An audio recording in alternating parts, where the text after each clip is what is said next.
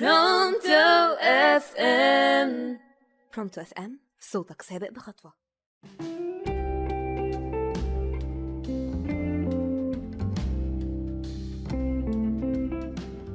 معاكم منى أبو عقيل، فكرة وبس من راديو برونتو.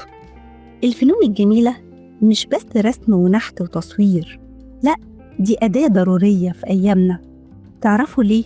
الفن بقى مهم قوي، أكتر من كونه هواية بتتمارس أو بنجمل بيها حياتنا، بيوتنا، مياديننا، شوارعنا.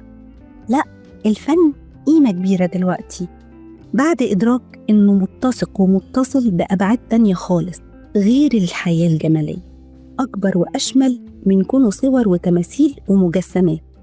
الفن أداة لتحليل وتحرير النفس الإنسانية. إزاي؟ هقول لكم.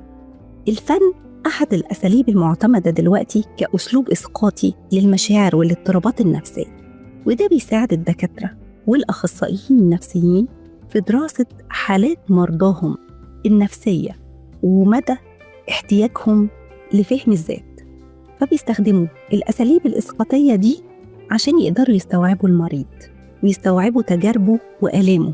شفتوا إزاي؟ من خلال رسوماته. شفتوا بقى إن الموضوع كبير؟ شاركونا آرائكم وأي تجارب سمعتوها عن ارتباط العلاج دلوقتي بالفن، العلاج النفسي خاصة. معاكم منى أبو عقيل، وفكرة وبس من راديو برونتو.